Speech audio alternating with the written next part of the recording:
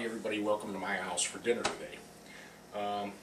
I had never heard of Country Captain before in my life until I just happened to be watching the Food Network and caught an episode of Bobby Flay's Throwdown.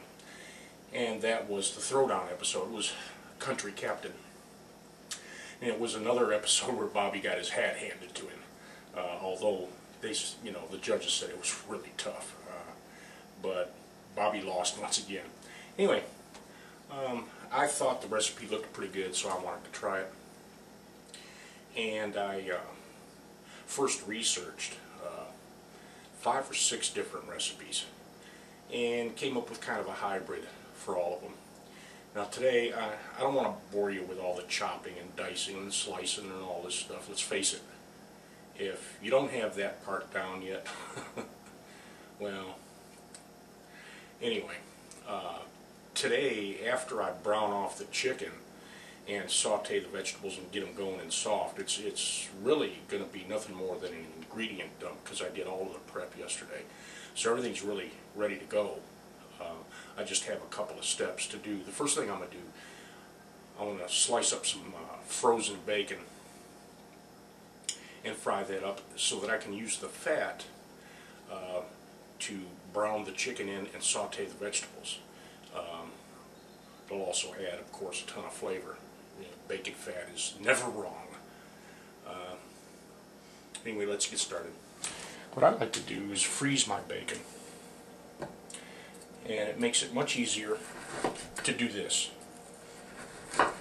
Now I can slice this up and then just throw it in the pan, and as it begins to thaw, all of the pieces will begin to come apart and separate. You can see our bacon's coming along nicely, and while that was coming up to temp and the bacon separating and everything, I went ahead and dredged my chicken in seasoned flour. You know what, it calls for paprika, and I ran out of paprika, or at least I can't find it. So that means garlic powder and essence, Emeril's essence, in the flour.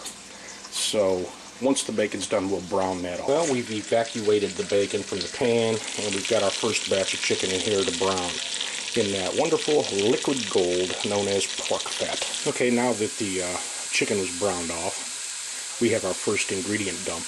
That is 1 sweet yellow onion, 4 carrots peeled and sliced, 2 red bell peppers chopped, and 4 stalks of celery. And we just want to soften those up a little bit before we do the next dump. Now I've began mincing some garlic because we've got to have garlic in those vegetables. So as they're softening, I just went ahead and took a couple, 3 cloves, peeled them, and mince it up a little bit. The finer you mince it, the more garlicky goodness you're going to get out of it. So that's why I take it down pretty far to get as much out of a little as I can. So there you go, here's my minced garlic. Okay, time for our next dump. Those vegetables are just about ready. What I have here is a little over, about 3/4 of a cup of chicken broth, a 24-ounce can of whole peeled fire roasted tomatoes, a 12-ounce can of chopped fire roasted tomatoes, and of course their juices, a tablespoon of curry powder, some garlic, salt, pepper, some bay leaves, I don't know, 1 or 2 other spices. I don't remember off the top of my head. But anyway, that's ready to go. So let's get this all mixed in together here. Bring it up to temp. And then it'll be time to submerge our chicken in it and just let this puppy go for about an hour. At the 50-minute mark or so,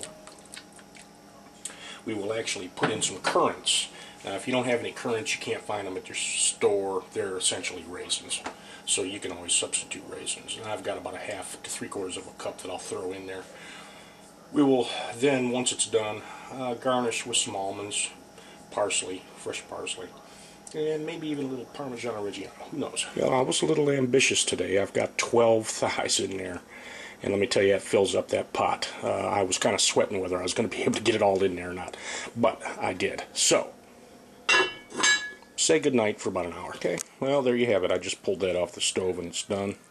Got some cauliflower that I just steamed and then buttered, salt and pepper. Noodles, I know it's served usually with rice, but I didn't feel like rice, so I made noodles. There's a little garnish, the bacon, slivered almonds, and there's a little Parmesan Reggiano. And there we go. Looks a little messy. That's okay. Garnished with the leftover bacon and some almond slivers. Hope you enjoyed today's Country Captain episode. Like I said, I saved you a lot of the chopping, dicing, and slicing.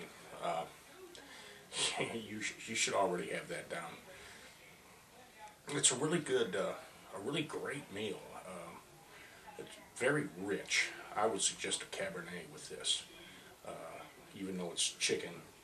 I used all chicken thighs, 12 of them, and you know that's the richest part of the chicken, and plus the curry powder and the tomato and all of that stuff. The one spice that I left out that I couldn't recall at the time was thyme, ground thyme, actually a herb. So if you needed to know, you know, it was like a teaspoon of it in there. But it's really a rich dish and really delicious. I served it over noodles. I know it usually goes over rice, but I wanted noodles. So thanks for joining me on Dave's Home Cooking.